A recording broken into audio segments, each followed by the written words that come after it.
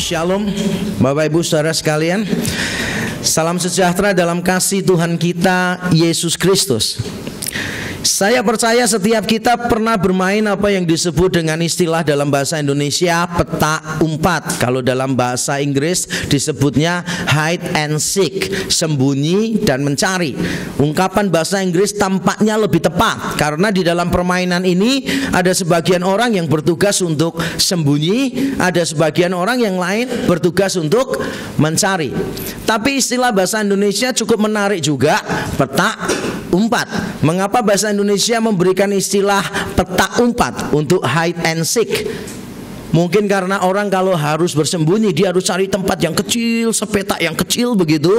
Dan pada waktu ditemukan oleh musuhnya dia mulai mengumpat-ngumpat. Maka kita sebut peta umpat. Saya mengarang cerita saja. Saya tidak tahu bagaimana asalnya sampai kita menemukan kata peta umpat. Tapi salah satu cara yang menarik adalah yang paling saya suka, saya bermain peta umpat dengan anak kecil. Dan kita semua tahu betapa lugunya anak kecil itu. Biasanya kalau saya sedang dalam posisi harus mencari, saya akan menghitung 1, 2 begitu. Lalu saya tanya, sudah belum? Kemudian dia jawab belum gitu kan. Jadi saya tahu arah suaranya di mana gitu. Setelah selesai 10, lalu saya buka mata sambil jalan, saya tanya dulu, sudah belum? Dia jawab sudah gitu kan. Saya semakin tahu dia letaknya ada di mana. Lalu saya datang, kemudian saya mulai mengata-ngatain sesuatu. Misalnya saya mulai berkata, sebentar lagi pasti ketemu. Lalu dengan polos dia jawab tidak mungkin gitu kan. Ketika dia jawab tidak mungkin, saya semakin tahu lagi dia berada di mana. Dan ada satu anak kecil, dengan percaya diri bersembunyi di bawah meja. Tapi celakanya dia tidak sadar sebetulnya meja itu dari kaca. Sehingga pada waktu dia bersembunyi, dia tidak sadar. Dari atas orang dewasa itu bisa langsung tahu bahwa dia bersembunyi di tempat itu. Kalau kita mau lari dari hadapan Tuhan, kalau kita mau lari dari panggilan Tuhan, kita itu sama lucunya, sama lugunya, mungkin sama bodohnya dengan orang-orang yang terlalu polos yang tadi saya ceritakan. Kalau kita memang mau melarikan diri dari Tuhan, saudara harus berpikir secepatnya untuk membatalkan niat itu. Karena tidak ada tempat untuk lari dari kejaran Tuhan. Sekali Tuhan memanggil kita, Tuhan akan mengejar dan menaklukkan kita. Dan itulah yang selalu dilakukan Tuhan atas hidup kita, baik di dalam keselamatan kita. Kalau Tuhan sudah memilih kita, kalau Tuhan sudah memutuskan untuk mengasihi kita, maka Dia akan mengejar kita, menaklukkan kita, dan memeluk kita kepada dirinya. Demikian pula dengan panggilan Tuhan. Kalau Tuhan sudah memanggil seseorang, maka Tuhan akan kejar orang itu, menaklukkannya, memeluknya, dan menggunakannya untuk kemuliaannya. Hari ini adalah minggu pertama dari bulan misi di tahun 2017. Dan hari ini kita akan belajar dari kitab Yunus pasal yang pertama. Tidak ada tempat pelarian. Mari kita membaca saudara di dalam cerita Yunus pasal yang pertama. Mari kita membuka Alkitab kita, Yunus pasal yang pertama. Saya percaya kitab Yunus bukan kitab yang asing bagi kita. Guru sekolah minggu paling suka dengan kisah Yunus. Anak sekolah minggu mendengarkannya dengan antusias. Bahkan ada lagunya lagi, Yunus di perut ikan, lalu pom pom pom. Saya ketika membayangkan itu, seandainya saya jadi Yunus, saya mendengarkan lagu itu, bagi saya itu lagu yang tidak lucu sama sekali. Orang lagi susah ada di perut ikan, kita malah bergembira luar biasa, pom pom pom gitu kan. Yunus sedang susah, pom pom pom gitu kan. Saya tidak tahu apakah lagu itu mendidik atau tidak. Nah, Yunus pasal yang pertama, mari kita membaca ayat 1 sampai selesai. Saya akan membaca ayat yang ganjil, Bapak Ibu Saudara, ayat yang genap. Datanglah firman Tuhan kepada Yunus bin Amitai demikian: Bangunlah, pergilah ke Niniwe, kota yang besar itu, berserulah terhadap mereka, karena kejahatannya telah sampai kepadaku. Tetapi Yunus bersiap untuk melarikan diri ke Tarsis, jauh dari hadapan Tuhan. Ia pergi ke Yafo dan mendapat di sana sebuah kapal yang akan berangkat ke Tarsis. Ia membayar biaya perjalanannya, lalu naik kapal itu untuk berlayar bersama-sama dengan mereka ke Tarsis, jauh dari hadapan Tuhan. Tetapi Tuhan menurunkan angin ribut ke laut, lalu terjadilah badai besar, sehingga kapal itu hampir-hampir terpukul hancur. Awak kapal menjadi takut, masing-masing berteriak-teriak kepada Allahnya, dan mereka membuang ke dalam laut segala muatan kapal itu untuk meringankannya. Tetapi Yunus telah turun ke dalam ruang kapal yang paling bawah dan berbaring di situ, lalu tertidur dengan nyenyak. Datanglah nahkoda mendapatkannya. Sambil berkata, bagaimana mungkin engkau tidur begitu nyenyak? Bangunlah, berserulah kepada Allahmu. Barangkali Allah itu akan mengindahkan kita, sehingga kita tidak binasa. Lalu berkatalah mereka satu sama lain, marilah kita buang undi supaya kita mengetahui karena siapa kita ditimpa oleh malapetaka ini. Mereka membuang undi dan Yunuslah yang kena undi. Berkatalah mereka kepadanya, beritahukan kepada kami, karena siapa kita ditimpa oleh malapetaka ini? Apa pekerjaanmu dan dari mana engkau datang?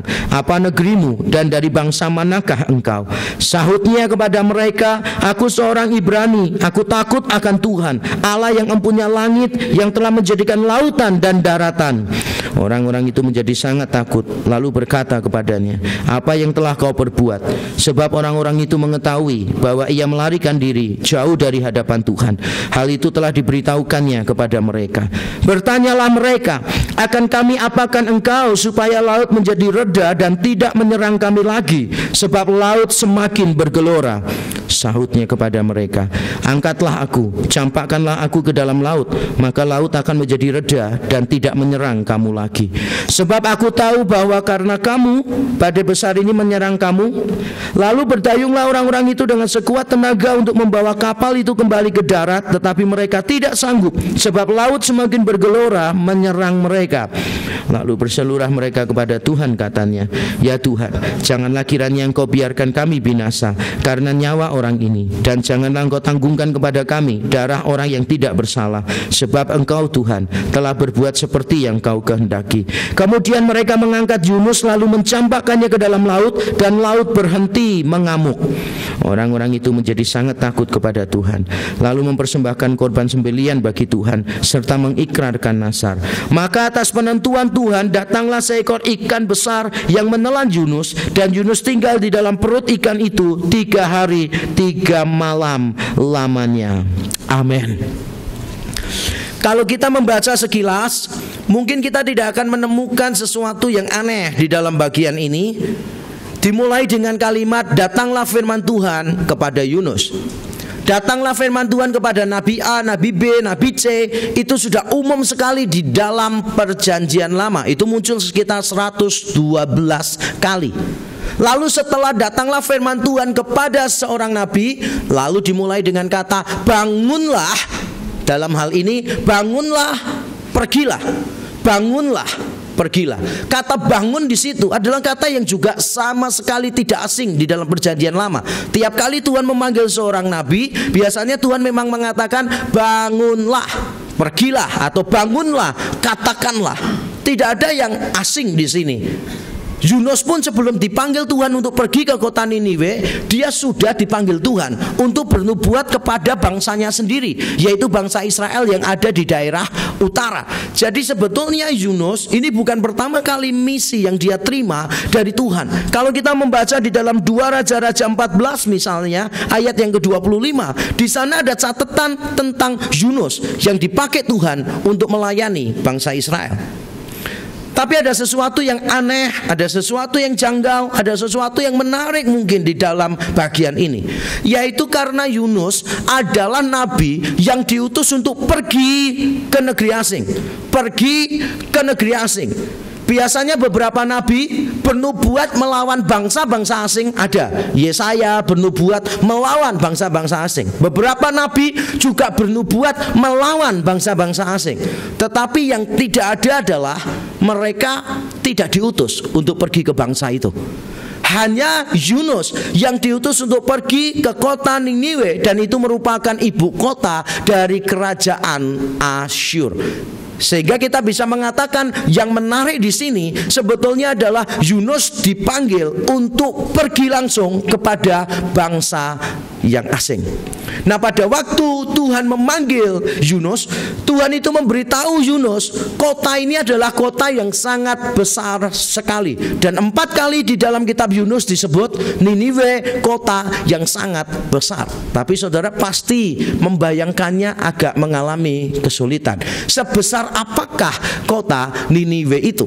Nah, ada banyak penemuan arkeologis, ada banyak catatan historis kuno, tapi sayangnya catatan mereka itu tidak seragam. Mungkin karena kota Niniwe dibangun beberapa kali, sehingga tiap kali dibangun mungkin memang ada kecenderungan di dunia kuno, tiap kali dibangun selalu lebih luas, kemudian diruntuhkan, bangun lagi lebih luas.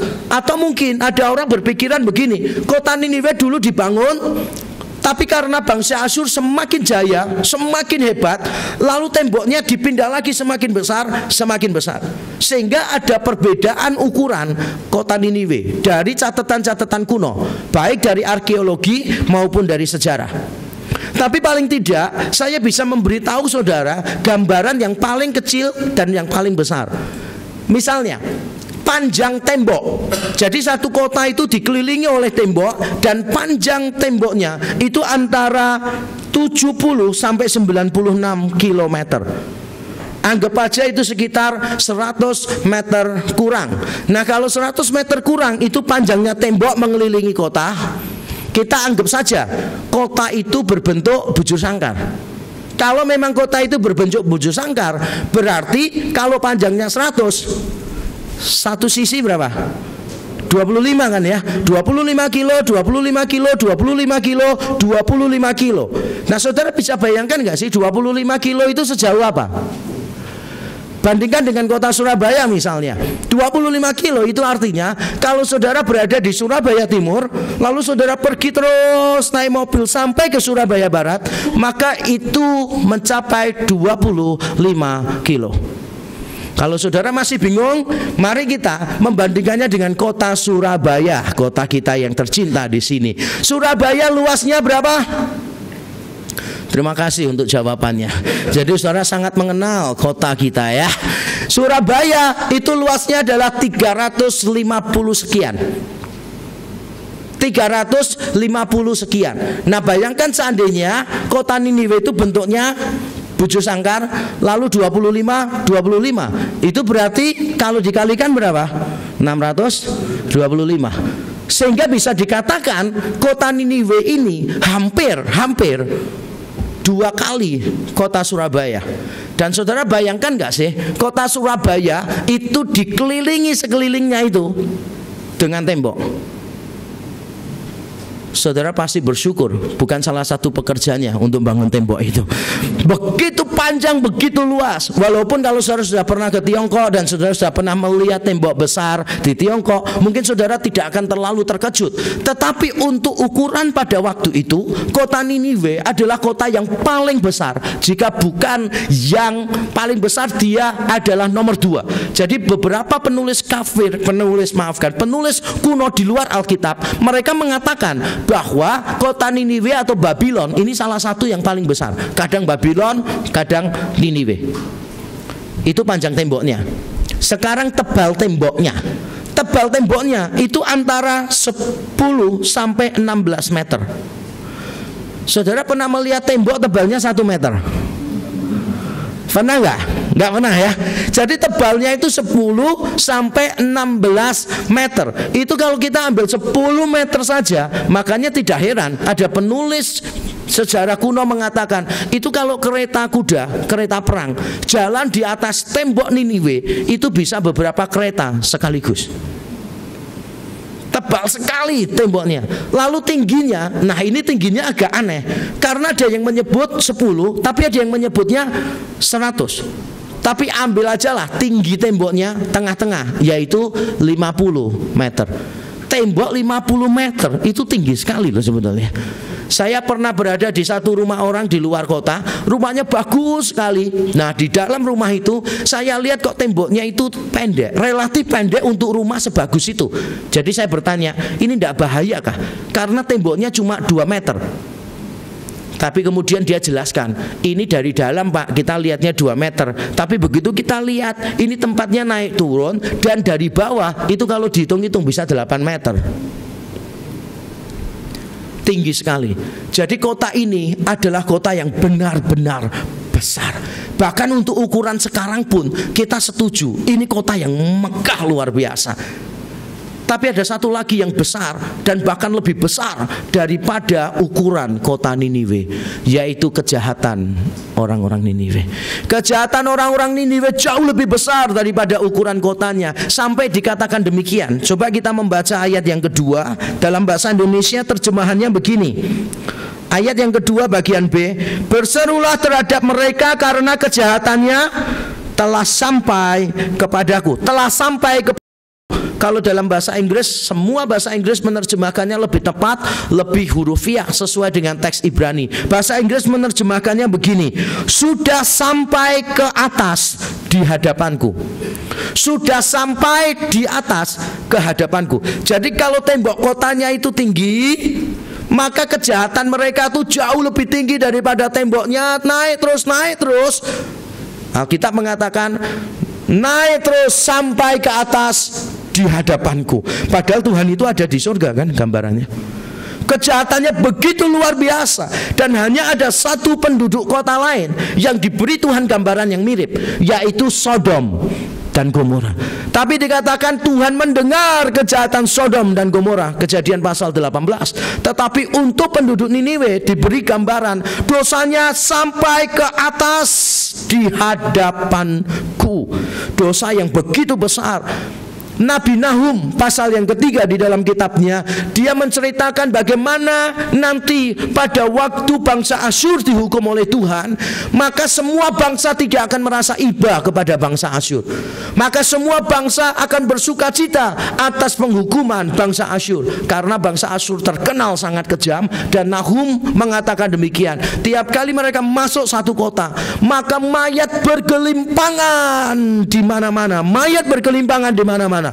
Mungkin saudara berkata, kan tidak terlalu jelas sadisnya seperti apa, kan cuma mayatnya bergelimpangan. Maka izinkan saya untuk menceritakan. Dan cerita ini saya batasin 3 saja.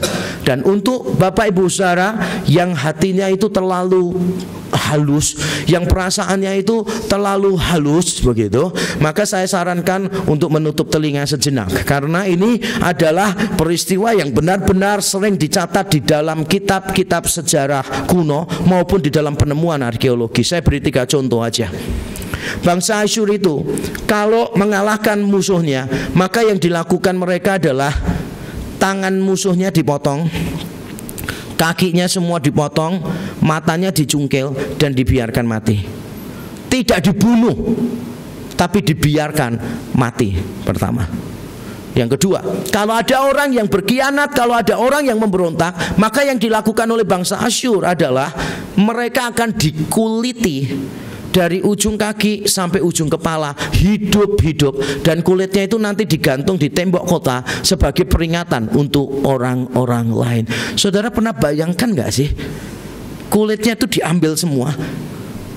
Luka yang paling luar biasa menyakitkan yang pernah saya alami bukan sakit hati, bukan pula sakit gigi, tetapi saya pernah mengalami kecelakaan waktu saya muda. Naik sepeda motor, terjadi kecelakaan, lalu kuku saya yang tengah ini hampir lepas seluruhnya. Masih nempel tapi goyang-goyang, hampir lepas seluruhnya. Lalu saya melihat kuku saya itu, dan dengan penuh keberanian saya langsung cabut, saudara. Karena saya biasanya tidak takut sakit. Lalu begitu saya cabut, saya langsung mendapati Kejadian 1 ayat 2 tergenapi. Gelap gulita menutupi samudra raya gitu kan. Begitu saya tarik benar-benar gelap begitu kan, sampai saya harus pegangan sesuatu begini kan. Gelap luar biasa. Dan pada waktu sampai ke dokter, aduh ceritanya luar biasa. Dokter berkata, waduh ini kotor, banyak pasirnya, harus dibersihkan. Lalu dibersihkan oleh dokter itu dan sebagainya. Saudara dengar aja pasti makanya dari awal saya sudah bilang tutup telinga untuk orang yang perasaannya lembut. Jadi bagi saudara yang perasaannya seperti Hello Kitty, Doraemon itu harus segera tutup telinga, karena ini memang bukan untuk masyarakat biasa. Ini kalau diceritakan di film nggak boleh, nggak akan lulus film, nggak akan lulus sensor, ditayangkan di bioskop-bioskop. Nah, tambah satu lagi ya. Tadi kan dipotong kaki, tangan, kemudian mata dicungkil, lalu dikuliti hidup-hidup dari ujung kaki sampai ujung kepala. Nah, saya tambahkan satu lagi, tapi nanti kalau saudara suka saya bisa nambahin 7. Saya masih ada persediaan. Nah, yang ketiga saudara, yang ketiga itu ini yang paling sadis. Menurut saya ini sangat sadis luar biasa. Mereka itu kalau mengalahkan satu bangsa, semuanya ditawan. Mereka paling suka kalau melihat perempuan hamil. Maafkan ibu-ibu, ini sangat ofensif sekali. Jadi kalau ada wanita hamil, maka bangsa Asyur itu mengadakan taruhan, anaknya itu laki atau perempuan. Begitu taruhan sudah diletakkan, maka salah seorang membuka perut perempuan itu, mengambil bayinya, menunjukkan jenis kelaminnya, lalu melemparkan bayi itu ke tembok sampai hancur. Saya percaya saudara mendengar aja, saudara langsung berkata ini sadis, sangat sadis luar biasa. Pada waktu saya membaca semua catatan kuno tentang bangsa Asyur, saya dalam hati berkata, ini kekejaman Hitler, kekejaman Stalin, tidak ada apa-apanya dibanding bangsa Asyur. Ini tidak manusiawi. Bahkan saya percaya mungkin binatang pun kalau membunuh korbannya jauh lebih baik daripada orang-orang Asyur. Dosanya begitu besar. Lalu Tuhan panggil Yunus. Yunus, kamu pergi ke bangsa itu, beritakan firman, peringatkan mereka. Dan Yunus tidak mau memperingatkan mereka. Yunus tidak mau pergi ke Niniwe, dia pergi ke tempat yang lain. Tapi mengapa Yunus tidak mau? Mungkin Yunus itu merasa percuma. Percuma, ini orang terkenal jahat luar biasa. Bangsa mana yang tidak mengenal kekejaman orang-orang Asyur, penduduk Niniwe? Ini orang yang begitu jahat. Nanti kalau diberitakan firman percuma, mungkin mereka tidak akan bertobat. Dan bukankah itu yang kadangkala ada di dalam hati kita? Mengapa kita tidak mau memberitakan Injil? Mengapa kita patah semangat ketika memberitakan Injil kepada keluarga kita, kepada teman kita, kepada orang-orang lain? Mungkin kita berpikir percuma, mereka tidak akan bertobat. Tapi itu adalah cara berpikir yang membatasi kasih Tuhan, cara berpikir yang membatasi kedaulatan Tuhan. Mungkin Yunus merasa percuma, atau mungkin Yunus merasa takut. Kalau cuma datang kemudian ditolak, mungkin Yunus tidak masalah. Tapi bagaimana kalau dia datang memberi peringatan dan pada akhirnya dia bukan cuma ditolak tetapi disiksa oleh penduduk Niniwe. Saya ingin saudara benar-benar melihat cerita ini dalam konteks budaya kuno.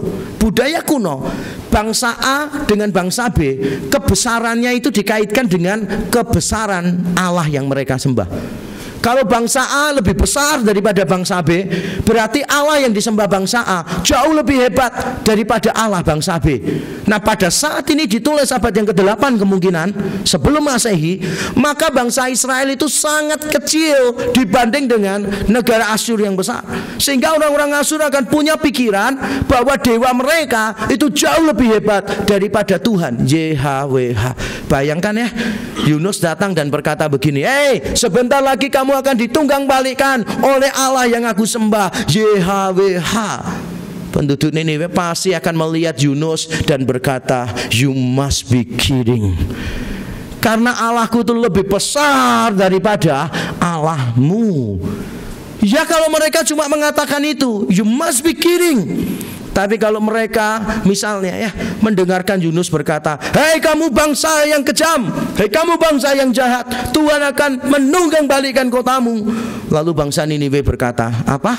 Kami kejam? Jangan menghakimi sebelum merasakan. Saya akan menunjukkan kepadamu kekejaman itu apa. Saya bisa membayangkan, mungkin Yunus itu membayangkannya, ini ya kalau ditolak, kalau misalnya mereka tersinggung lalu dia disiksa, Yunus itu langsung bisa membayangkan, waduh, nanti pulang ke Israel aku tidak bisa lagi menyanyikan satu lagu, tanganku ada 2, 5 jarinya. Pasti nggak bisa, karena kalau ketemu bangsa Asyur, kalau mereka sedang menghukum orang, maka 2 tangan bisa lepas, 2 kaki bisa lepas, mata bisa dicungkil. Mungkin Yunus merasa takut, atau mungkin Yunus itu merasa tidak peduli. Sebelumnya Yunus sudah melayani bangsanya sendiri, bangsa Israel, dan bangsa Israel dalam masa yang sulit. Bangsa Israel sedang menghadapi situasi yang tidak mudah juga. Untuk apa dia susah-susah pergi ke negeri orang, sedangkan negaranya sendiri membutuhkan firman Tuhan? Mungkin Yunus berkata, untuk apa Tuhan panggil aku ke sana, sedangkan di sini kebutuhannya masih sangat besar. Bukankah itu yang seringkali ada di dalam pikiran kita? Mengapa satu gereja malas untuk memberitakan Injil sampai ke pedalaman? Mengapa satu gereja malas untuk keluar dari zona nyaman dan pergi mencari orang-orang yang terhilang? Biasanya jawabannya begini, persoalan kita sudah cukup banyak, jangan menambah persoalan. Kita seringkali mungkin punya pikiran semacam itu. Kita tidak peduli dengan orang lain, yang kita pedulikan adalah diri kita. Mungkin Yunus itu merasa percuma, mungkin dia merasa takut, mungkin dia merasa tidak peduli. Tapi ternyata 3 hal ini keliru. Alasan Yunus tidak mau pergi ke Niniwe bukan karena itu semua. Alasan Yunus tidak mau ke Niniwe adalah karena Yunus tidak mau bangsa Asyur diampuni oleh Tuhan. Dia tidak mau bangsa Asyur itu mendapatkan keselamatan. Dia ingin bangsa Asyur yang kejam itu dihukum oleh Tuhan. Dan saya tahu itu dari ucapan Yunus sendiri di pasal 4. Mari kita melihat pasal yang keempat. Pasal yang keempat, ayat yang kedua. Dan berdoalah ia kepada Tuhan, katanya, ya Tuhan, bukankah telah kukatakan itu ketika aku masih di negeriku? Berarti sebelum dia berangkat ke Tarsis. Itulah sebabnya maka aku dahulu melarikan diri ke Tarsis, sebab aku tahu bahwa Engkaulah Allah yang pengasih dan penyayang, yang panjang sabar dan berlimpah kasih setia, yang menyesal karena malapetaka yang hendak didatangkannya. Bahkan setelah bangsa Niniwe akhirnya bertobat, Yunus marah kepada Tuhan. Yunus marah mengapa bangsa yang kejam itu diselamatkan oleh Tuhan. Alasan Yunus tidak mau pergi ke Niniwe adalah karena dia tidak mau orang yang kejam ini bebas dari hukuman. Yunus memiliki nasionalisme yang picik. Dia memiliki keyakinan superioritas etnis yang keliru, dan dia memang tidak bisa mengasihi orang-orang yang jahat itu. Saudara, ini Yunus adalah hamba Tuhan yang agak aneh menurut saya. Karena biasanya hamba Tuhan itu kalau berkhotbah lalu bertobat, maka hamba Tuhan itu merasakan sukacita yang luar biasa. Tapi Yunus tidak merasakan sukacita sama sekali. Dan menurut saya Yunus ini adalah pengkhotbah yang sangat baik. Mengapa pengkhotbah sangat baik? Dia itu malas-malasan dalam khotbah. Beritanya juga tidak enak, pendek. Bertobatlah, kalau tidak 40 hari ditunggang balikkan. Cuma gitu aja dia khotbahnya. Tapi ternyata seluruh penduduk Niniwe bertobat. Sampai rajanya, raja kotanya semua bertobat. Ini pengkhotbah yang luar biasa dipakai oleh Tuhan. Sehingga saya yakin bahwa ketika seorang pengkhotbah berhasil dipakai Tuhan untuk mempertobatkan banyak orang, itu bukan karena pengkhotbahnya, itu karena memang maunya Tuhan. Buktinya apa? Ini ada pengkhotbah yang super buruk loh ini. Pelayanannya berhasil luar biasa. Yang paling penting itu bukan messengernya, bukan utusannya. Yang paling penting itu message-nya, pesannya itu yang paling penting. Dan yang lebih penting dari message, dari messenger, itu adalah the sender, orang yang mengutus. Allah itu yang paling penting. Berita yang Allah berikan itu yang penting. Baru orangnya menjadi penting. Nah saudara, di dalam kisah Yunus ini kita belajar, Yunus mungkin mewakili kita. ketika kita melihat orang-orang lain yang tidak kita sukai, orang-orang lain yang pernah berbuat jahat kepada kita, lalu orang itu mengalami celaka, kita senang atau tidak senang? Biasanya kita mengalami sukacita yang luar biasa. Ketika orang yang memusuhi kita, berbuat jahat kepada kita, mengalami kecelakaan, lalu kita berkata, aduh Tuhan, terima kasih, Engkau Allah yang adil, Engkau Allah yang baik, begitu kan? Kita kadangkala menyimpan hati yang buruk. Beberapa waktu yang lalu saya khotbah di satu tempat, lalu ibu gembalanya memberikan respons terhadap khotbah saya, dan saya baru belajar itu. Ternyata pemikiran wanita begitu. Dia mengatakan begini, nah ibu-ibu ya yang ada di sini, saya perempuan, ibu-ibu semua perempuan, jadi kita sama-sama tahu ya rahasia perempuan. Kita ini perempuan kadang aneh, mereka bilang begitu. Dia bilang begitu. Kadangkala ya kita tidak dirugikan orang lain, tapi kita tidak suka dengan orang lain. Diambil contoh misalnya, kalau ada orang lain penampilannya lebih baik, lebih cantik, lebih menarik dari kita, kita ini kadangkala merasa tidak suka dengan orang itu, padahal kita tidak dirugikan. Waktu dia cerita, saya baru paham, memang perempuan itu makhluk yang unik ya saudara ya. Kalau sampai punya pikiran begitu, kalau sampai punya pikiran begitu, tapi saya yakin para perempuan di sini tidak punya pikiran begitu ya kan, karena nggak ada satupun yang menarik. Oh maafkan saya saudara. Nah jadi ada kalanya orang itu merasa gini loh, tidak dirugikan tapi tidak suka orang lain mendapat keuntungan, padahal orang lain berpenampilan baik, saudara nggak rugi loh. Kecuali kalau orang itu mengguyur saudara dengan kuah soto dicampur rawon, sehingga saudara terlihat tidak menarik lagi. Mungkin wajar kalau saudara marah, tapi ini kadangkala orang lain mendapatkan sesuatu yang baik, saudara tidak rugi, tapi saudara tetap tidak bisa terima. Bukankah Yunus begitu? Bangsa Asyur mau bertobat, mau menerima berkat Tuhan, dia kan tidak rugi apa-apa sebetulnya. Tapi itulah gambaran kita. Lalu Yunus perginya ke Tarsis. Mengapa dia pergi ke Tarsis? Kalau kita lihat peta, saudara hafal peta atau enggak sih?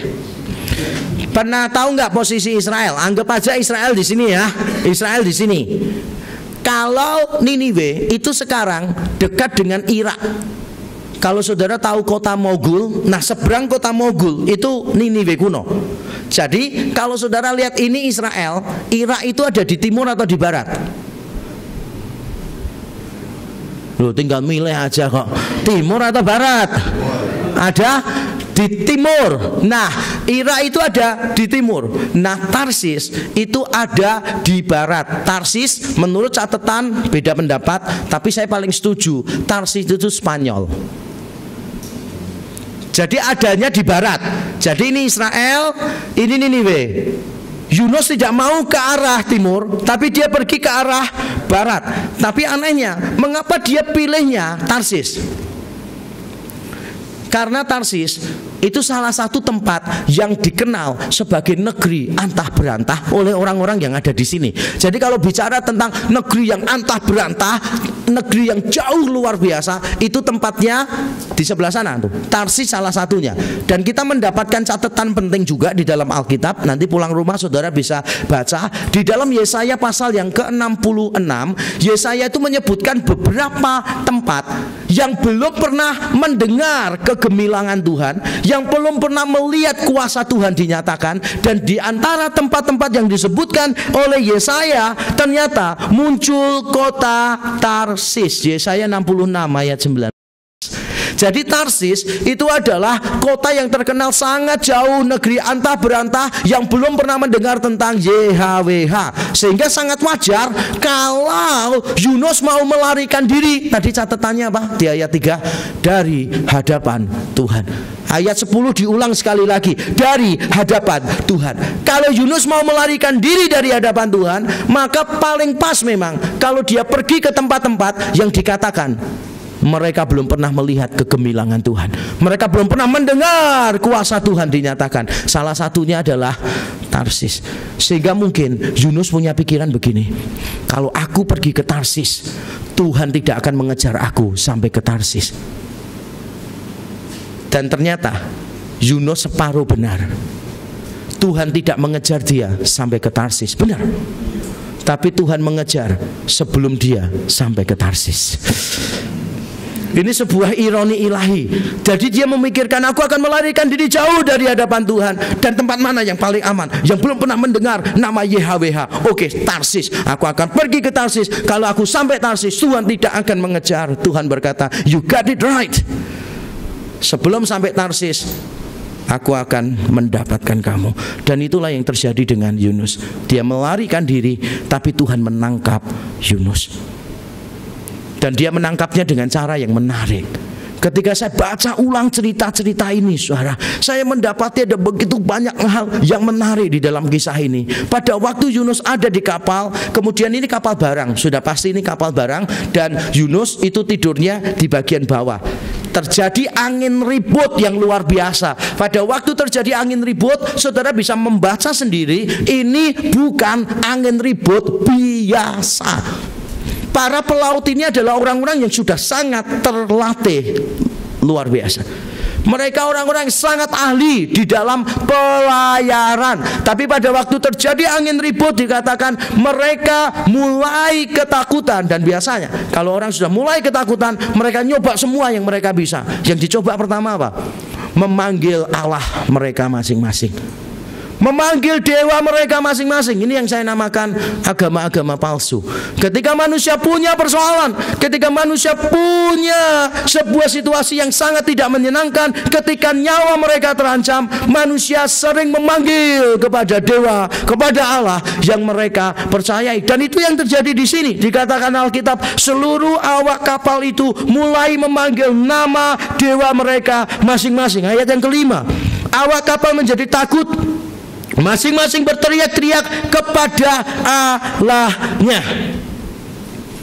Agama menjadi salah satu solusi bagi umat manusia untuk mendapatkan ketenangan di dalam kehidupan. Sehingga tidak heran Sigmund Freud, seorang ahli psikologi, secara khusus psikologi analisa, Sigmund Freud yang ateis, dia mengatakan bahwa agama itu diciptakan oleh manusia untuk memberikan penghiburan kepada dirinya. Manusia terbatas, tapi butuh ketenangan, butuh kenyamanan, butuh kedamaian. Lalu manusia menciptakan Allah bagi dirinya sendiri. Saya tidak setuju dengan Sigmund Freud, tapi saya yakin ini bukan waktu yang tepat untuk membahas ajaran Sigmund Freud secara detail. Tetapi saya ingin melihat dari perspektif yang lain, bahwa ketika manusia di dalam bahaya, manusia itu ada kesadaran untuk mencari sesuatu yang lebih tinggi dari dirinya sendiri. Yang Sigmund Freud bilang itu bukan kenyataan, itu bukan realita, tapi kita percaya bahwa itu adalah realita. Ada Allah yang menciptakan alam semesta, ada Allah yang mengontrol seluruh hidup kita. Tapi persoalannya adalah, apakah kita mencari Allah yang benar? Apakah Allah yang kita kenal adalah Allah yang benar? Karena kalau kita belajar di dalam Alkitab, Allah yang benar itu bukan Allah yang dicari. Allah yang benar adalah Allah yang mencari. Hanya di dalam Alkitab diajarkan Allah yang benar adalah Allah yang mencari, bukan Allah yang dicari.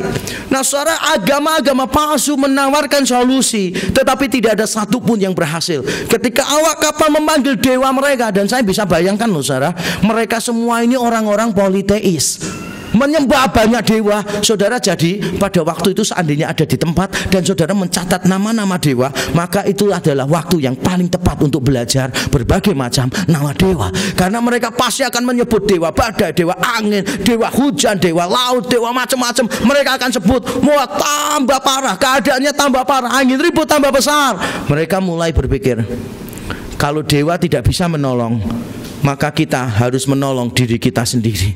Kalau Allah yang kosong tidak bisa menolong, maka kita harus menolong diri kita sendiri. Pakai pengalaman kita, bro. Lalu mereka mulai memberikan perintah, semua barang dilempar ke laut, supaya nanti kapalnya tidak mudah tenggelam. Sebab semakin berat kapal, itu berarti semakin mudah kapal itu untuk tenggelam. Lalu mereka mulai membuang barang-barang yang ada di kapal. Di ayat yang kelima disebutkan begitu.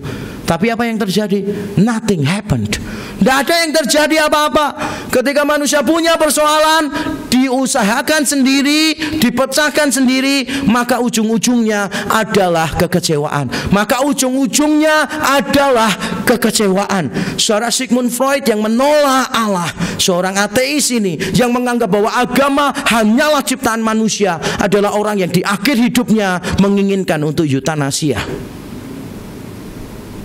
supaya dia menerima kematian yang menyenangkan. Saya ingat yang paling ironis adalah Friedrich Nietzsche, seorang filsuf yang mengatakan God is dead. Dia memperkirakan bahwa 10-15 tahun dari hidupnya nanti, orang-orang modern yang pemikirannya jauh lebih maju akan menolak Allah. Semakin ilmu pengetahuan berkembang, maka Allah akan semakin dipinggirkan dari kehidupan manusia. Dan saudara tahu, akhir hidup Nietzsche, dia mengalami gangguan psikologi yang sangat berat. Ketika manusia mencoba untuk mengesampingkan Allah dan menyelesaikan persoalan dengan kekuatannya sendiri, maka keadaan yang lebih buruk akan diterima oleh orang itu. Saudara, orang-orang ini berusaha untuk mencari agama-agama palsu sebagai solusi, gagal. Mencoba untuk mencari usaha manusia, pengalaman manusia, kepandaian manusia sebagai solusi, tapi tetap juga gagal. Saudara, saya yakin semua manusia yang menempatkan dirinya sebagai dewa, maka dia pasti akan gagal. Friedrich Nietzsche satunya, dan saya antisipasi ke depan nanti Stephen Hawking akan menjadi the next victim of himself. Karena Stephen Hawking seorang fisikawan yang luar biasa, dia mengatakan bahwa sains, ilmu pengetahuan itu akan menjawab semua pertanyaan. Maka dia mengemukakan theory of everything. Dia mengatakan kalau ilmu pengetahuan semakin berkembang, maka tidak ada pertanyaan yang tidak bisa dijawab. Kita bisa kesampingkan Tuhan dari kehidupan kita, karena science will answer every question. Tapi Stephen Hawking sendiri tidak bisa menjawab pertanyaan-pertanyaan yang paling mendasar di dalam kehidupan. Coba tanya kepada Stephen Hawking, kalau kamu mengadakan riset, kamu harus jujur nggak kepada orang lain tentang hasil risetmu? Dia akan jawab jujur. Lalu kita tanya, apakah keharusan untuk jujur itu kebenaran sains atau kebenaran moral? Itu bukan wilayahnya sains, itu wilayahnya moral. Ada banyak hal yang di luar domain sains, sehingga kalau sampai dia meyakini science will answer every question, maka dia sedang bermimpi. Dan saya bisa paham kalau nanti pada akhir hidupnya dia juga akan mengakhirinya dengan penuh kekecewaan. Agama-agama palsu gagal memberi solusi, usaha manusia gagal memberi solusi. Lalu Allah berintervensi secara berdaulat, dan di dalam kedaulatannya Allah berintervensi mengajar Yunus beberapa hal yang menarik. Yang pertama, Allah itu mengajar Yunus, membukakan kebebalan Yunus, Mari kita melihat, saudara, di dalam Yunus pasal yang pertama tadi. Mari kita melihat ayat yang ke-6. Datanglah nahkoda mendapatkannya, karena dia lagi tidur dengan nyenyak. Semua orang sedang ketakutan, dia sedang tidur. Lalu nahkoda mendapatkannya sambil berkata, bagaimana mungkin engkau tidur begitu nyenyak? Lalu ada suara begini, bangunlah. Kata bangunlah bukankah sudah muncul sebelumnya, yaitu di ayat yang ke-2. Waktu Tuhan datang kepada Yunus dan berkata, bangunlah, pergilah ke kota Niniwe. Sehingga saudara bayangkan ya, Yunus itu lagi ngantuk, dia tidur dengan nyenyak. Tiba-tiba ada orang yang membangunkan gini kan, dan dia lagi setengah sadar, ucek-ucek mata begitu, dia mendengar suara bangunlah. Kata Ibrani yang sama persis muncul di pasal 1 ayat 2 ketika Tuhan berkata kepada dia, bangunlah. Mungkin Yunus setengah sadar, dia buka, wah mati, ini Tuhan ini pasti suaranya. Ketika dia lihat, oh syukur bukan Tuhan, ternyata nahkoda kapal. Lalu nahkodanya bilang begini, berdoalah kepada Allahmu. Yunus dalam hati berkata, kamu nggak tahu apa-apa. Aku ini lagi melarikan diri dari hadapan Allahku. Bagaimana engkau memberitahu aku untuk berdoa kepada Allahku? Lalu nahkodanya memberi tambahan begini, bangunlah, berserulah kepada Allahmu. Barangkali Allah itu akan mengindahkan kita sehingga kita tidak binasa. Awak kapal orang-orang asing ini berkata, ayo berdoa kepada Allahmu supaya kita ini tidak binasa. Siapa tahu Tuhan mengindahkan kita. Yunus dalam hati pasti akan berkata begini, aku sudah tahu Allah itu selalu mengindahkan bangsa-bangsa lain, makanya aku lari. Makanya aku pergi ke Tarsis supaya orang-orang bangsa lain di Niniwe, orang-orang Asyur itu dihukum oleh Tuhan. Karena aku tahu persis bahwa Allah memang memperhatikan bangsa-bangsa lain. Sehingga saya bisa mengambil hal yang sederhana begini. Pengkhotbah yang menolak untuk berkhotbah kepada bangsa asing sekarang sedang mendengarkan khotbah dari seorang yang asing. Saya ulang sekali lagi. Seorang pengkhotbah yang menolak menyampaikan khotbah kepada bangsa asing sekarang sedang mendengarkan khotbah dari bangsa asing. Bukankah nakoda ini bukan orang yang mengenal Tuhan? Bukankah awak-awak kapal itu adalah orang yang tidak mengenal Tuhan? Tapi mereka justru sekarang mengatakan kepada Yunus, bangunlah. Kata yang sama yang Tuhan ucapkan kepada Yunus, berdoalah kepada Allahmu. Yunus sedang melarikan diri sejauh mungkin dari hadapan Tuhan. Tapi sekarang dinasehati, ayo kamu berdoa ya, cari wajah Tuhan. Yunus yang tahu persis Tuhan akan mengasihani bangsa-bangsa lain, sehingga dia tidak mau itu terjadi, dia lari ke Tarsis, adalah Yunus yang sama yang diberitahu oleh orang-orang asing, berdoalah, siapa tahu Tuhan mengindahkan kita. Kebebalan Yunus dibuka oleh Tuhan. Tapi bukan cuma kebebalannya dibuka oleh Tuhan, tetapi juga ketidakkonsistenan Yunus dibuka oleh Tuhan. Mari kita melihat, saudara, Yunus menurut saya cocok untuk jadi penceramah. Teologinya cukup baik. Sayang hidupnya tidak cocok dengan teologinya. Mari kita membaca ayat yang ke-9. Ayat yang ke-9. Sahutnya kepada mereka, aku seorang Ibrani. Ini bicara tentang etnis. Lalu dia tambahkan begini nih, pengakuan iman dari Yunus. Aku takut akan Tuhan. Apakah saudara melihat Yunus sebagai orang yang takut akan Tuhan? Bukankah orang yang takut akan Tuhan berarti menaati Tuhan? Bukankah orang yang takut akan Tuhan itu tidak berani untuk melawan Tuhan? Dia mengatakan aku takut kepada Tuhan. Teologinya bagus loh, saudara. Takut akan Tuhan permulaan pengetahuan, hebat banget. Tapi hidupnya tidak seperti orang yang takut akan Tuhan. Lalu dia tambahkan begini lagi, Tuhannya dia jelaskan, Allah yang empunya langit, yang telah menjadikan lautan dan daratan. Ini pengakuan yang menurut saya unik sekali, luar biasa. Biasanya kan orang mengaku gini, Allah yang menciptakan alam semesta, atau Allah yang menciptakan langit dan bumi. Kali ini enggak, Allah yang empunya langit, yang telah menjadikan lautan dan daratan. Jadi teologinya bagus. Allah itu menciptakan daratan. Maka mungkin Yunus berkata, kalau aku ada di darat mesti ketahuan. Dia pikir dia akan pergi ke Tarsis, naik kapal. Tapi sekarang dia harus mengalami teologinya sendiri. Allah bukan cuma menciptakan daratan, tapi Tuhan juga menciptakan lautan. Tidak ada satu tempat di darat yang Allah tidak bisa menemukan kita. Tidak ada tempat di laut yang Allah tidak bisa menemukan kita. Jadi teologinya tidak cocok dengan hidupnya dia. Lalu mungkin saudara berkata begini, atau Yunus mungkin berkata begini, oke, di darat nanti ketahuan, di laut ketahuan. Aku akan pikirkan satu tempat, bukan di darat, bukan di laut, yaitu mungkin di puncak gunung. Kan gitu. Kalau di puncak gunung mungkin Tuhan itu tidak akan menemukan aku. Kan itu bukan daratan, bukan pula lautan. Tapi dia lupa bahwa Tuhan itu juga yang empunya langit. Walaupun dia jauh dari Tuhan, tapi Tuhan akan berkata kepada dia, kita memandang langit yang sama, gitu kan? Karena dimanapun engkau ada, engkau tetap berada di bawah langit, ngerti ya saya?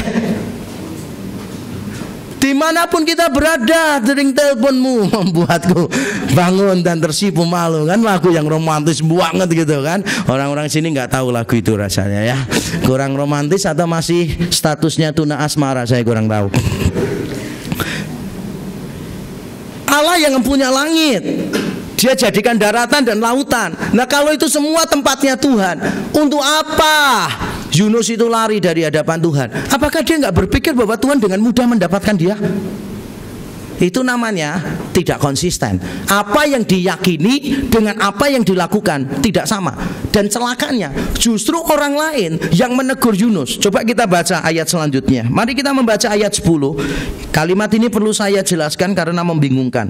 Orang-orang itu menjadi sangat takut lalu berkata kepadanya, apa yang telah kau perbuat? Lalu keterangannya begini, sebab orang-orang itu mengetahui bahwa ia melarikan diri jauh dari hadapan Tuhan. Saudara pasti bertanya, kalau sudah tahu mengapa tanya sih? Apa yang telah kau perbuat? Sebab orang itu sudah tahu. Nah kalau sudah tahu nggak usah tanya kan? Ternyata persoalannya ada di terjemahan.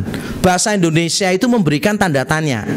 Tapi kalau kita melihat sebagian bahasa Inggris, mereka memberikan tanda seru. Dan di dalam teks asli Alkitab, di dalam salinan kuno tidak ada tanda baca. Tanda baca itu penafsiran dari penerjemah. Dan saya setuju, harusnya ini bukan tanda seru. Tapi bukan tanda baca, tetapi tanda seru, maafkan. Jadi ini tanda seru, bukan tanda baca. Sehingga kalau saya terjemahkan, maka terjemahannya menjadi begini, bagaimana engkau dapat melakukan hal ini? Bagaimana engkau dapat melakukan hal ini? Ini bukan pertanyaan, tetapi ini adalah teguran untuk Yunus. Yunus teologinya hebat. Aku orang takut akan Tuhan. Ah, nggak benar. Tuhan yang empunya langit, tapi mengapa engkau melarikan diri dari Dia? Dia yang daratan dan lautan, tapi mengapa engkau dengan santai bersembunyi dari Tuhan seolah-olah Tuhan tidak bisa menemukan engkau? Saudara, Tuhan bukan cuma membuka kebebalan Yunus, tetapi Dia menunjukkan ketidakkonsistenan teologi Yunus. Kita seringkali berbangga teologi kita reform. Teologi yang, mari ucapkan bersama-sama, teologi yang paling dekat dengan, hafal nggak Mas Ian? Teologi yang paling dekat dengan Alkitab, yang paling konsisten secara logika, yang paling koheren dengan realita. Tampaknya perlu diulang-ulang ya supaya kita hafal ya. Teologi reform adalah teologi yang paling dekat dengan Alkitab, yang paling konsisten dengan logika, yang paling koheren dengan realita. Kita bangga teologinya reform, praise the Lord, haleluya. Saya yakin juga ini hal yang baik. Kita bangga dengan teologi yang benar yang kita yakini. Tapi persoalannya, apakah kita hidup sesuai dengan teologi kita? Itu jadi pertanyaan untuk kita. Ada beberapa orang yang suka teologi, hidupnya tidak cocok dengan teologinya, sehingga orang-orang di sekelilingnya dia malah tidak suka dengan teologi. Saya pernah mendapati berkali-kali, garis bawah ya, berkali-kali di berbagai kota ada orang yang mengeluh begini, Pak, saya ini mau ngajak istri saya itu suka teologi Pak, suka seminar, suka baca buku gitu loh Pak, tapi istri saya ini Pak nggak suka Pak. Rasanya dia tuh nggak terlalu passionate dengan Tuhan gitu loh Pak. Wah, saya sudah mendengar ini berkali-kali. Biasanya saya tanya kepada istrinya, tanya kepada orang itu, saya tanya, kamu menghidupi teologimu nggak di rumah? Kalau engkau menghidupi teologimu, tidak mungkin orang tidak tertarik dengan teologi yang bagus. Saya ulang sekali lagi, tidak mungkin orang tidak tertarik dengan teologi yang bagus. Kalau orang melihat teologimu bagus, orang melihat hidupmu bagus, orang akan tertarik. Masalah nanti orang itu terima atau enggak itu belakangan, tapi orang tertarik dengan segala sesuatu yang bagus. Saya sering mendapati orang yang teologinya reform, hidupnya no form, nggak ada bentuknya sama sekali.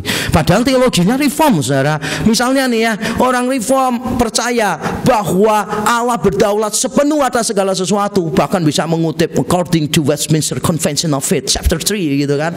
God foreordained whatsoever comes to pass gitu kan. Kalau sudah ngomong tentang kedaulatan Tuhan, wah tampaknya itu sampai malaikat pun kagum-kagum. Ini pasti reform nih. Soalnya ini pinter, ini pasti reform gitu kan. Tapi kita seringkali hidup bertabrakan dengan keyakinan kita. Kalau kita yakin Allah berdaulat atas segala sesuatu, maka orang reform itu harusnya menjadi orang yang tidak khawatir sama sekali. Tapi saya sering mendapati ada orang-orang reform yang khawatir, bener nggak? Enggak ya? Enggak, ini enggak khawatir atau enggak reform? Kita seringkali percaya kedaulatan Tuhan yang penuh, tapi kita hidup seolah-olah Tuhan tidak mengontrol seluruh kehidupan kita. Yang ketiga, bukan cuma Tuhan membukakan kebebalan Yunus, bukan cuma Tuhan menunjukkan ketidakkonsistenan Yunus, tetapi juga Tuhan mau mengajar Yunus tentang kemurahan Mari kita melihat saudara di ayat yang ke-11 sampai 13. Dengan cepat kita melihat karena waktu kita terbatas. Mari kita melihat ayat yang ke-11.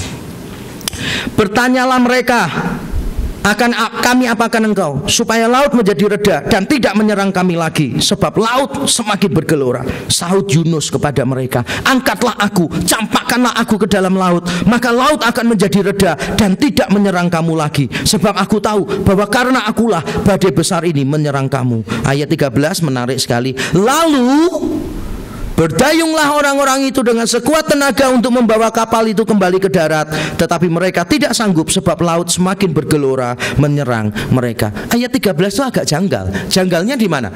Karena kan mereka baru tanya kepada Yunus, what shall we do? Supaya kita nggak akan binasa. Lalu Yunusnya berkata, lemparkan aku ke laut, nanti laut akan tenang. Lalu mereka harusnya apa? Harusnya kan lalu mereka mengangkat Yunus dan melemparkannya ke laut kan. Tapi Alkitab mencatatnya bukan begitu. Mencatatnya lalu mereka berlayar ke tepian. Aneh kan? Kalau memang kamu dari awal mau berlayar ke tepian, tidak usah tanya Yunus mau diapakan. Tapi mengapa Alkitab mencatat demikian? Sebetulnya itu menunjukkan kemurah hatian dari para awak kapal. Awak kapal tahu ini orang yang bersalah, penyebab malapetaka, orangnya sudah ngaku dan sudah memberi solusi. Sebetulnya kalau tinggal diangkat dilempar nggak salah loh awak kapalnya. Tapi awak kapal mau menunjukkan kemurahan kepada Yunus. Makanya mereka berusaha berlayar ke tepi supaya semua selamat dan Yunus bisa menunaikan tugas yang dia tinggalkan. Bukankah ini kemurahan dari bangsa asing? Bangsa asing menunjukkan kemurahannya kepada Yunus. Sangat ironis, karena Yunus tidak ingin bangsa asing menerima kemurahan Tuhan. Tapi melalui peristiwa ini Tuhan mengajar Yunus tentang kemurahan. Dan ironisnya kemurahan itu dari bangsa asing. Yang terakhir, bukan cuma Tuhan membuka kebebalan, bukan cuma Tuhan menunjukkan ketidakkonsistenan, bukan cuma Tuhan mengajarkan kemurahan, tetapi juga Tuhan memberikan cicipan tentang kedaulatan Tuhan atas bangsa asing. Mari kita melihat saudara di dalam ayat yang ke-14 dan 16. Ayat yang ke-14 dan 16. Lalu berserulah mereka kepada Tuhan, kepada YHWH. Katanya, ya Tuhan, janganlah engkau biarkan kami binasa karena nyawa orang ini. Janganlah engkau tanggungkan kepada kami darah orang yang tidak bersalah, sebab engkau Tuhan telah berbuat seperti yang kau kehendaki. Kalau saya mendapati bangsa asing berdoa kepada Tuhan huruf besar semua YHWH, maka itu sesuatu yang sangat ironis sekali. Mengapa sangat ironis? Karena Yunus ketika menghadapi peristiwa ini, nakoda sudah berkata, berdoalah kepada Allahmu. Pertanyaan saya, did Jonah pray to God? Did Jonah pray to the Lord? No, he did not pray. Di tengah situasi yang semacam itu, diberitahu orang asing, berdoa kepada Allahmu. Yunus tidak berdoa. Pasal 1 tidak mencatat Yunus berdoa.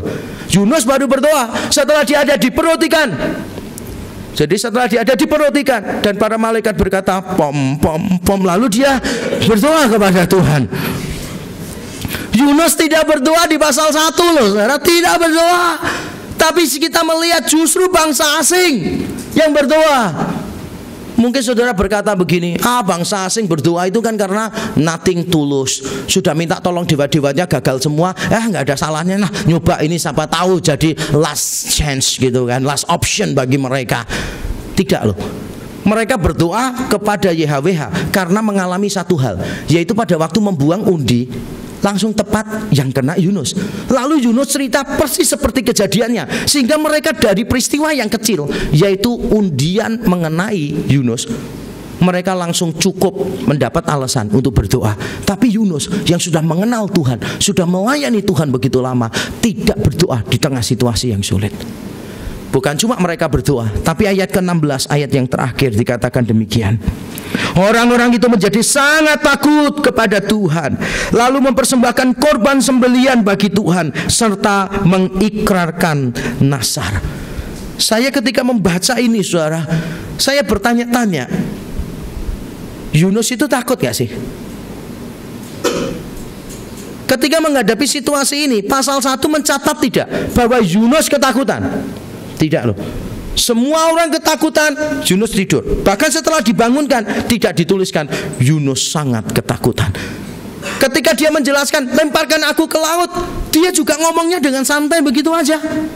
Apakah Yunus berdoa kepada Tuhan? Tidak. Apakah Yunus minta diselamatkan oleh Tuhan? Tidak. Rasa-rasanya Yunus itu sudah bertekad begini, lebih baik aku mati, tapi seluruh bangsa Asyur juga mati dihukum Tuhan, daripada aku hidup pergi ke sana, mereka nanti juga hidup dapatkan kemurahan Tuhan. Aku tidak mau, lebih baik aku mati, mereka juga mati. Dia tidak takut, dia tidak berdoa. Tapi justru bangsa asing yang berdoa kepada Tuhan, justru bangsa asing yang takut kepada Tuhan, justru bangsa asing yang mempersembahkan korban kepada Tuhan. Bahkan bangsa asing mengambil ikrar sumpah nasar di hadapan Tuhan. Yunus dapat panggilan, dia langgar. Ini orang yang tidak dapat apa-apa, malah membuat janji di hadapan Tuhan. Bukankah ini ironis sekali? Tapi ini untuk menunjukkan kepada kita bahwa Tuhan itu memberikan cicipan kepada Yunus. Kamu takut kan? Kalau kamu ke Niniwe, aku akan menyelamatkan bangsa asing itu kan? Tuhan berkata, kalau kamu takut, kamu benar sekali, karena aku mau tunjukkan kepadamu, aku sungguh-sungguh menyelamatkan bangsa asing. Lalu dia selamatkan seluruh awak kapal. Apa yang ditakutkan oleh Yunus memang sedang ditunjukkan oleh Tuhan. Walaupun ini cuma cicipan saja, hanya awak-awak kapal aja yang diselamatkan. Tapi nanti akan ada kemurahan Tuhan yang lebih besar, yaitu di kota Niniwe. Kita nanti akan lihat di pasal yang ketiga, ketika mereka mendengar khotbah dari Yunus, dan seluruh penduduk kota dari bawah sampai atas, semua binatangnya bahkan disuruh puasa sebagai tanda pertobatan. Saudara, kita seringkali menolak panggilan Tuhan. Ada banyak alasan kita menolak panggilan Tuhan. Ada beberapa orang yang dipanggil Tuhan menjadi hamba Tuhan, ada banyak alasan untuk tidak menjawab. Saya dulu dipanggil Tuhan, saya banyak alasan untuk tidak menjawab. Tapi akhirnya toh saudara sudah mendengar semua cerita tentang saya. Saya ditaklukkan Tuhan dengan cara yang ajaib, sampai saya berkata ya untuk panggilan Tuhan. Tapi saya yakin memberitakan Injil tidak harus saudara jadi hamba Tuhan. Mungkin saudara telah diberkati Tuhan dengan harta saudara, dengan materi. Mari saudara pakai materimu untuk melayani pekerjaan Tuhan. Masih banyak orang lain di suku-suku terabaikan yang belum mendengarkan Injil. Masih banyak yayasan misi yang membutuhkan dana dari orang-orang Kristen. Apakah pantas kalau kita hidup bergelimpangan dengan kenyamanan, sementara orang lain membutuhkan dana dari kita untuk menjalankan pekerjaan misi? Mungkin saudara punya tenaga, saudara yang masih muda, saya selalu mendorong ketika engkau lulus S1, berikan 1 tahun pertama untuk melayani Tuhan di ladang misi. Mari beri apapun yang kita bisa lakukan untuk Tuhan. Karena kalau Tuhan sudah memberi beban dan engkau lari, maka Tuhan tidak akan segan-segan mengejar engkau, menaklukkan engkau. Sehingga pelarian kita itu sama saja dengan membuang waktu percuma. Sekali Tuhan panggil, dia tidak mau panggilannya gagal. Sekali Tuhan punya rencana, dia tidak mau rencananya dibelokkan. Dia akan mengejar, menaklukkan kita, sampai pada akhirnya kita menjawab, ya Tuhan, here I am, send me. Aku di sini Tuhan, utuslah aku.